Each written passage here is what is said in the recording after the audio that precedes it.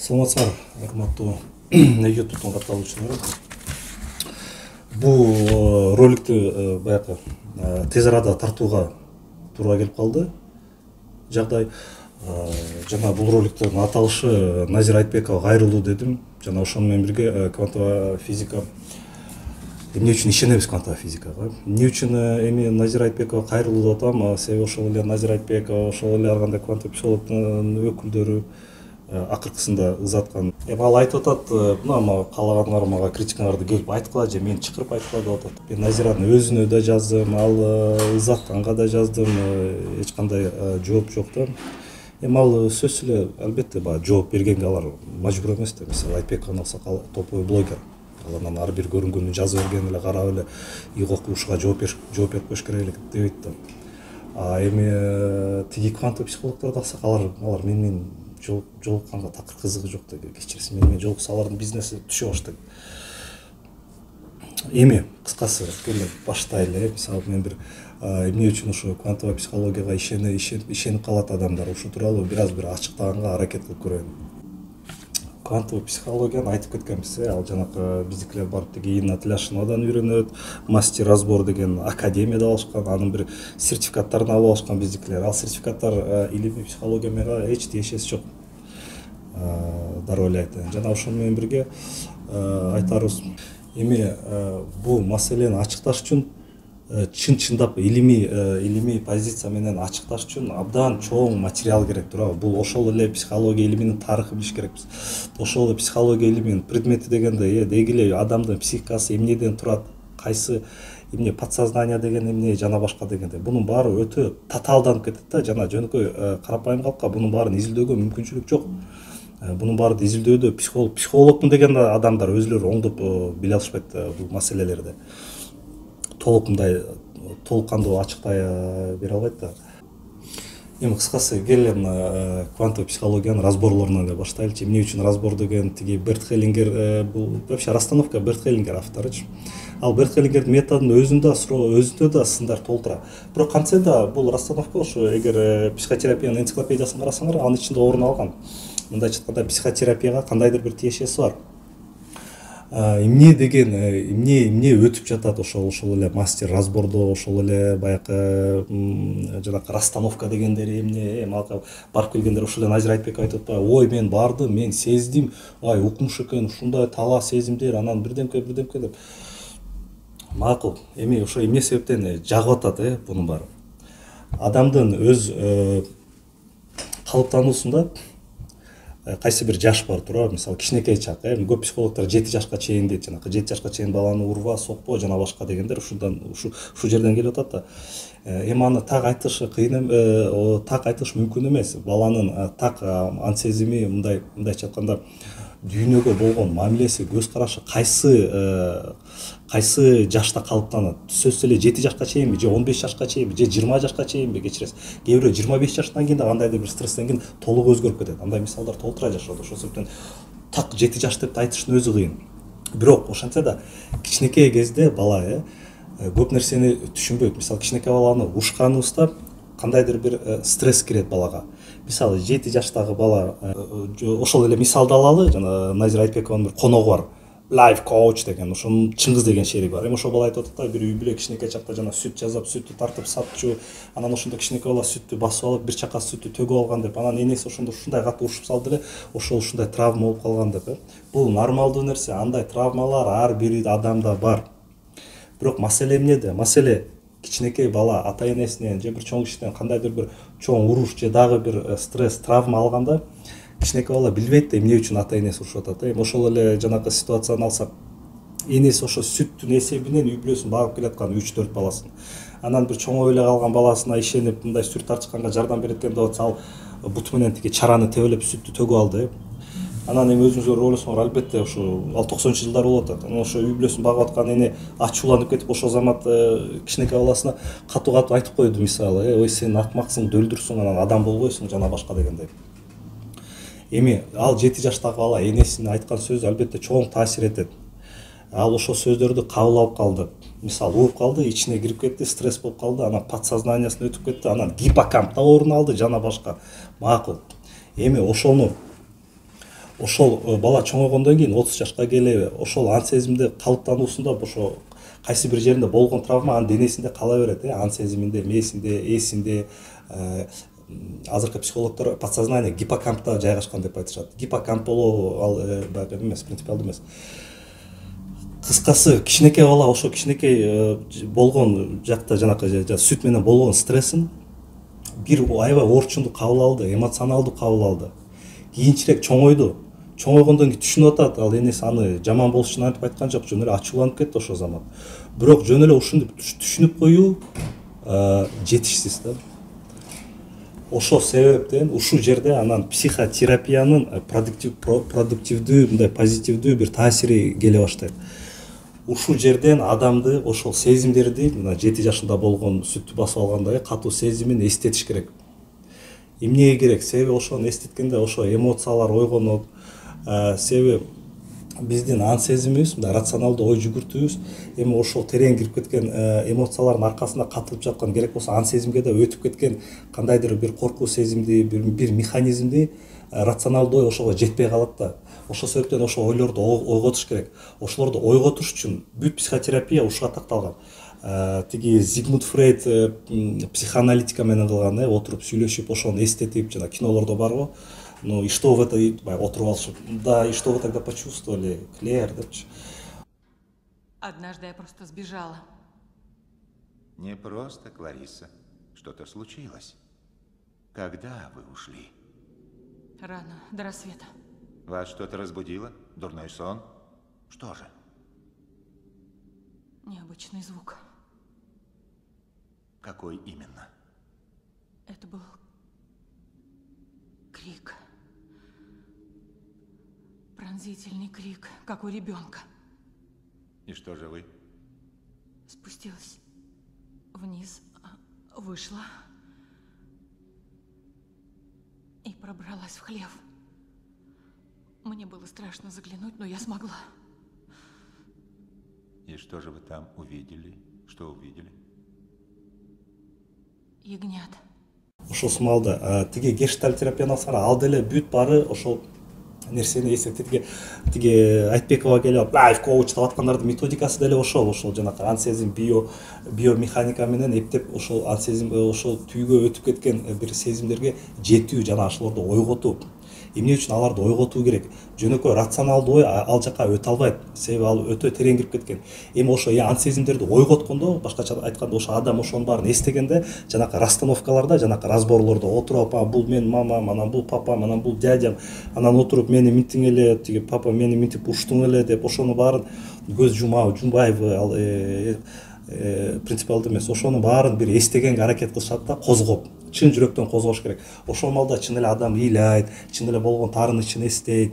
Ушул козголуу жанакы расстановка чынында эле жардам берет. Себеби силер өзүңөр отуруп мынтип ойлосоңор, эффект азыраак. Эми айланаңарда толгон токой киши болуп, жана ошо расстановканы алып барган киши чын эле мыкты болсо, ошону туура коюп берип, жана канчалык адам көп болсо да ошончолук таасири күчтүү болот.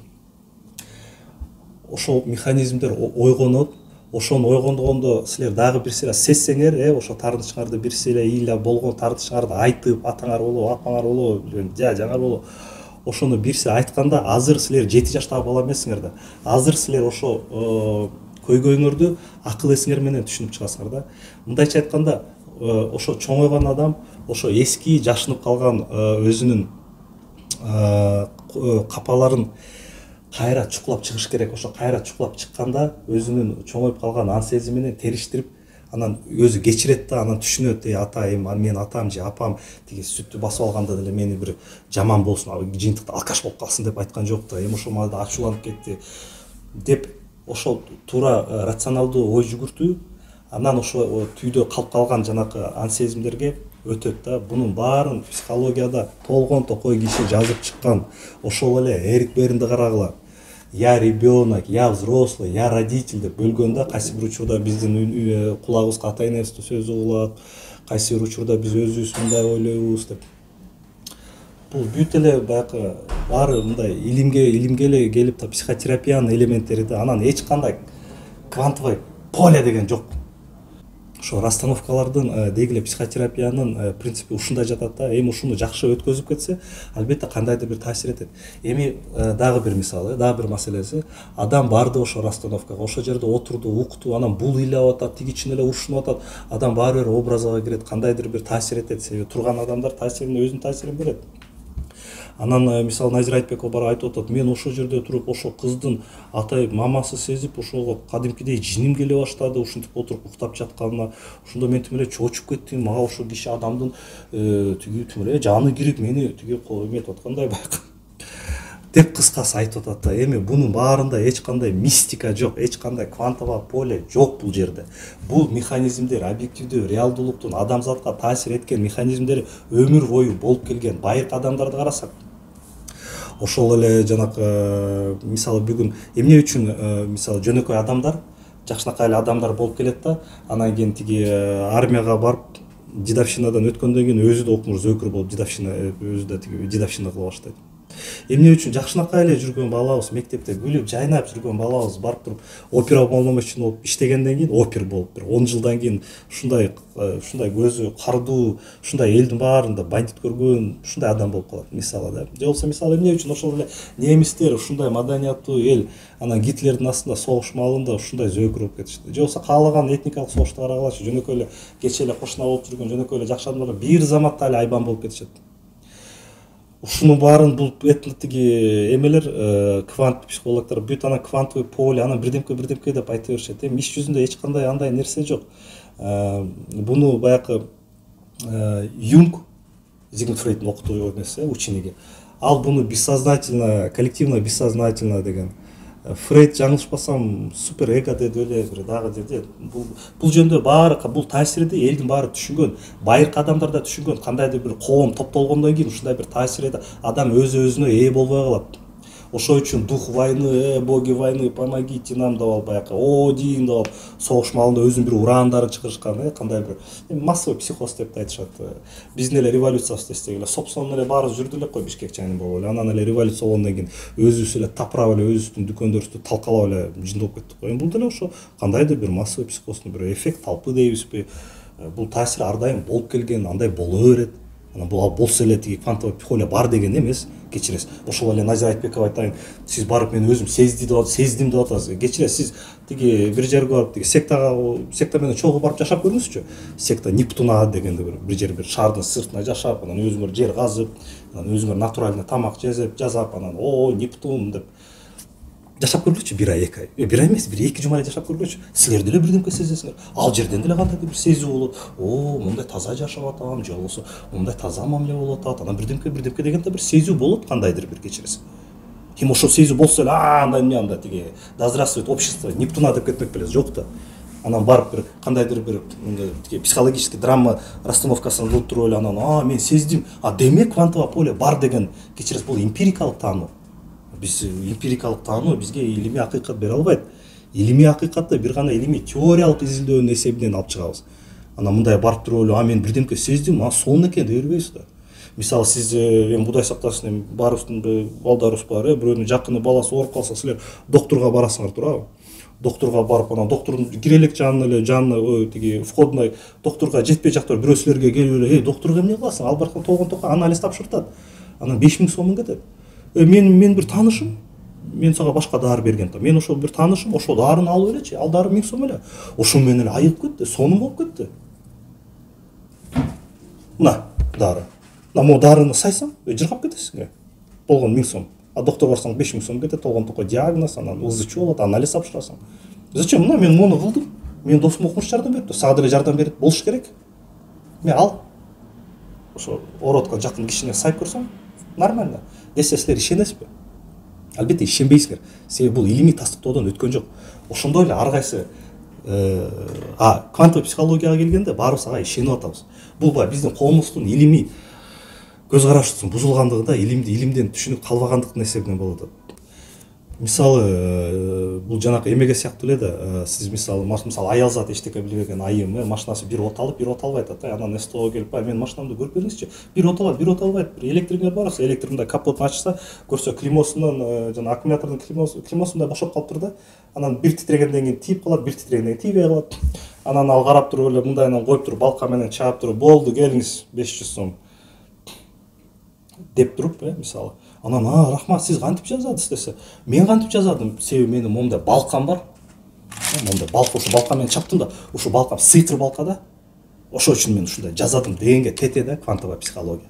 Кечиресиз, ал квантовый механизмди, ал жанакы эле расстановканын аркасында толгон токой психологиялык, психикалык процесстер толгон токой, анын баарын изилдеп ачыктап чыгыш керек. Анан жөн эле отуруп алып эле баягы эмеде эле да, илгерки адамдар жанакы Тенгри, анан Зевске ишенгендер күн күркүрөсө, окуй Зевстин жини келди, окуй дегенде эле да. Бул мифология деген эмне? Мифология деген бул бизге белгисиз көптүктү бизге белгилүү бирдикке алып келүү. Түшүнүп атасыңарбы? Мисалы, байыркы адамдар жер иштетип, баягы көп жакшы билбейт эле да, канчалык күн тийиш керек, канчалык суу каткылыш керек жана башка дегенде, өзүнүн баягы себеп, причина следственный связи толтура. Ошонун көп себептери билбеген үчүн, же өзүнө баягы богиня плодородия деп ойлоп талашканда, ошо богиня плодородияга жакшы бир мамиле кылсам, ал менин түшүгүмдү мол кылып өстүрүп берет деп, же болбосо биздин ата бабаларыбыз баягы тиги Великая степте жашаган көчмөн элдер. Ийик окуй жут башталып атат, ошо биз умайын тарынтып койдук окшойт. Жана башка дегендер бир ойлор келчү. Туурабы? Аларды түшүнүк жок болчу да, экологический цикл болуп атат, чөптүн циклы жана башка дегендей. Ошондой эле азыр деле ошондой ситуацияда, квантовый ал жанакы расстановкада жанакы адамдын ыйлап жана башка бир эки эффект болушу мүмкүн. Балка менен чапса точно ошо аккумулятордун климосуна тийип калышы мүмкүн. Бирок андан башка да проблемалар болушу мүмкүн. Мисалы моторду алсак, ал клейген ичинде электроприбор, клейген процессору бар, канча деген предохранительдер, канча деген транзисторлор бар, анын баарын билиш керек да, анын баары илим да. Анан жана ошондо балканы чаптырып, мына көрдүңөрбү, болот, мына көрдүңөрбү, могу балка укмуш, ушундай сыйкырдуу балка деген болбойт да. А квантовый психологдор булар ошо балкасын алып алып, мына көрдүңөрбү, квантовый поле бар, мен ошо квантовый поле туташтырдым, мен өз тигимди квантовый полеге туташтырдым, ошол үчүн монтип укмуш болуп кетти, анан бай да болуп кетти, анан боюнда да болду, анан бактылуу да болду, жана башка депчи. Жок, мен каршы эмесмин. Мисалы элге жагып атса, ошо квантовый, себеби элге жагышы да бул нормалдуу нерсе. Кечиресиз, биз жаңы эле капитализм заманга кирип атабыз. Капитализм заманда ар бир адам баягы өтө оор жашоодо жашайт да. Человек человеку волк, мындайча айтканда, туурабы? Баарыбыздын акча маанайында проблемалар, ошо акчанын кесепетинен бүт проблемалар чыга берет. Үй бүлөнүн өз ортасында керек болсо эмес, бала менен да болгон бүт проблемалардын баары чындап эле акчанын кесепети да. Эгер биз мисалы ишибиз бир чамдуу болсо, үйгө келип бала менен отурганга убактыбыз калмак мисалы, бүгүн жашагандай эмес да, бүгүн тынбай эле иште болосу, бизнес кылам дегендер анда эмеспиттер, бизнесинде жүрө берет, үйүнө келет, чарчайт, кандай бала менен сүйлөшүп, сабагын окуган менен сүйлөшкөндө алы жок болуп келебиз да. Бунун баарын эмнеге айтып атам? Ошо жашы оор болгон үчүн биз психологияга тартылабыз, өзгөчө айымдар ишенет, ушундай бир жомокторго баргандай сүтсай пүтсай, анан укмуштун баарына баягы ишенчек болот да айым заттар. Бул деле нормалдуу нерсе.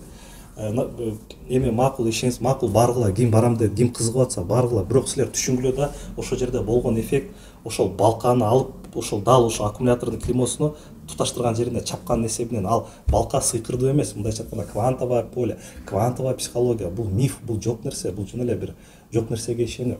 Ал эми расстановка, ошол жерге туруп бири-биринин ролун ойноп көрүп, мына же болсо сиз ошол эле квантовый психологко келип, мен кичинекей чагымда ошо мындай бир таарынычым болду эле, мен ошо таарынычымды кайра эстеп бир мындай териштирип көргүм келет десе, ал эми макул деп мындай сизге расстановка кылып берсе, ошого мындай татыктуу акча алса, мындай очойгон акча албай, анан ошону кылып деп чыксаңар, эч ким каршы эмес да, кечиресиз, бул нормалдуу нерсе да. Бирок ал балка сыйкыр дегенге ишенбегиле да, ал жөн эле ошо билди, ошо балка менен чапкан жер климо менен аккумулятордун ортосуна тийип калды, ошол үчүн эффект болду. Ушуну туура түшүнүш керекпиз да. Эгер ошол эле квантовый психологдор элдин башын айлантпай эле жөн эле мен мондай Берт Хеллингер болобу, психологический драма дейт, эмне дейт, ушу психотерапиянын кандайдыр бир методун колдонууга аракет кылып атам десе, мен эч каршы болбойт элем. Бирок алар жөн эле антип койсо, анда эч ким барбай калат. Аларга эл барыш үчүн квантовая психология эсебинен биз полеге туташкан эсебинен миллионер да болобуз, өзүбүзгө жубай да табабыз, анан укмуш болобуз деш керек да. Эми бул бизнес да, кечиресиз. Билбейм канчалык түшүндүрө алдым, бул өтө эле оор өтө эле татаал да, өзгөчө бул жанакы психологиядагы биздин ан сезимибизде жаткан биздин коркуу, ар кандай стресс, травмалар бул өтө эле татаал маселе да. Анан кичинекей чакта болгон стресс анда маселелер толтура. Кээ бир ал стрессти сындырып коет, кээ бир ошол стресстин эсебинен күчтүү болуп кетет. Мисалы кайсы бир кичинекей кыз кичинекей жашында аны мисалы бир атасы тыштап кетти деп коелу. Эми ал кыз ошо өз атасын кичинекей бала аябай таарынат ата энегечи. Мисалы кыз өзгөчө кыз баягы комплекс электр деген бар эмеспи? Кыз өзгөчө атасы тыштап кеткен болсо, ошо атасы эмнеге мени тыштап кеттиң, эмнеге мени карабай калдың деп таарынычы кала берет. Жана ошо өз ичинен атасына сөзсүз далилдегиси келет да, мен ушундай жакшы болчумун, бирок сен мени карабай койдуң, мени тыштап койгонго укугуң жок эле деп ушундай стресс, ичиндеги болгон катуу стресс, ушундай стресстин эсебинен ошол кыздар звезда болуп кеткен учурлар толтура. Ошол эле андайлар көп, ошол эле ырчылардын арасында бар. Деги эле мындай шоу бизнеске аралашып жүргөндөр көп ошондон да, мисалы өзүнө көп вниманияны эңсеп калат. Себеби кичинекей чагында атасына жетпей калган кандайдыр бир внимание. Жана ошону толуктайм деп мындай аракет кылып калат. Эми кээ бирөө ушул эле комплекстин ичинен башка начар жакка болуп кетиши мүмкүн. Мисалы ошол эле өзүнүн атасынын мээримин издейм деп тиги ар кайсы жаман эркектерге жолугуп калышы мүмкүн. Эми кыскасы бул өтө татаал, мындай оңой эмес маселе да. Бул психология деги эле аягына чейин ачыкталып бүтүлө эле бул илим дагы толгон токой ачылыштар бар алдыда. Азыр мисалы подсознание деп атабыз, түпкү ан сезим деп атабыз. Мүмкүн кийинчерээк подсознание, азыр эле подсознание деген сөздү колдонбой калды. Азыр бессознательно деп калышты. Мүмкүн кийинчерээк бессознательно деген сөздү колдонбой калышат. Мүмкүн кийинчерээк сознание в части мозга деп калышат, сознание в части гиппокампа деп калышат, же нейрологическое сознание деп калышат. Ким билет, мүмкүн буну бөлүп дагы ачыктай башташат бул маселелерди. Баягы тиги Гермес жок экенин түшүндүк, бирок булуттар кагылышып кандайдыр бир заряд болот экенин түшүндүк. Ошосумалуу эле биз деле түшүнөбүз. Мүмкүн подсознанияда бул жөн эле биздин шарттуу айтканыбыз да, бир кандайдыр бир кубулуштар бар, ал кубулуштар болуп аткан механизмдерин биз ачык билбейбиз. Ошол үчүн подсознание деп атабыз. Кийинчерээк илим өнүккөндөн кийин ошо подсознанияны да ачыктайт. Ошол достор, аябай кыйналып түшүндүрүп берип атам, кечирим сурайм. Бирок бул эмне үчүн мен бул жанакы квантовый психологдорго каршы чыгып атам? Бул элди туңгуюкка түртүү да, биз коом катары илим туура илим эмне экенин түшүнүш керекпиз. Ошо илимдин эсебинен гана биз өзүбүздүн коомчулугубуз, коом эл катары биригип мындай бир күчтүү коом түзө алабыз да, илимдин эсебинен. Анан жарымыбыз квантовый психология, жарымыбыз сүт айдап жүрсөк, анан мага айырмасы жок, тияң эмне болот деп. Мен главное өзүм квантовый поле менен настройка кылып алдым, болду деп жүрө берсек, анан кайдагы ынтымактык, кайдагы анан калыс баягы коомду түзө алабыз. Анда антип жүрө берсек, анда Кыргызстаныбыз ылдырап кетет, чачырап кетебиз. Ошол себептен элди илимге чакырып, илимге тартуулап, илимди популярдаштырайын деп жатса, анан ушу квантовый психологдор ар кайсы жомокто айтса, мен мындай кичине баягы жалаат болуп кетем да. Ошол себептен мындай жөн койсоңор, мен ошол эле Ызаткан, ошол эле Назир Айтбеков, мен эч кимине эч кандай бир мамилем жок да. Баягы өздүк түрдө эч кимге эч кандай жамандык да каалабайм, эч эмес жок. Бирок элге чыгып сүйлөп аткандан кийин элдин ан сезимине мындай доо кетирип атабыз да, ошону туура түшүнүш керекпиз да. Элдин астына чыгып сүйлөгөндөн кийин өзгө чоң жоопкерчилик алыш керекпиз. Бизди 20 жаштагы кыздар да угушу мүмкүн, 30 жаштагы эркектер да угушу мүмкүн. Кандай болот, эмне болот, аны баары биздин моюнубузга илинет да. Анан жөн эле чыгып эле элдин астына чыгып сүйлөгөндөн мурун биз блогер дейбиз. Блогерлер деле акча табам деп эле көрүнгөн башын сүйлөй берген болбойт да. Биз деле мындай биз политик белек туруп алып эле популизм баарын ура бергенде, биз блогер катары элди агартууга түртүш керекпиз. Ошондо гана бир мындай коомду, элибизди, мамлекетти сактап калгандай бир мүмкүнчүлүк болот. Анан жөн эле туруп алып эле эптеп эле акча жазайм деп эле бири-бирибизди ыдыратып эле бири-бирибизге зыян келтире берсек, ал да болбойт. Билбейм достор, канчалык туура түшүндүрө алдым, түшүндүрө албадым. Өтө мындай чаржайып ойлорум кетсе, кечирим сурайм. Сурооңуздар болсо жазыңыздар. Албетте бул маселе ачыкталган жок. Бул маселени ачыкташ үчүн өтө чоң дагы көптөгөн убакыт керек. Көңүл бурганыңызга рахмат.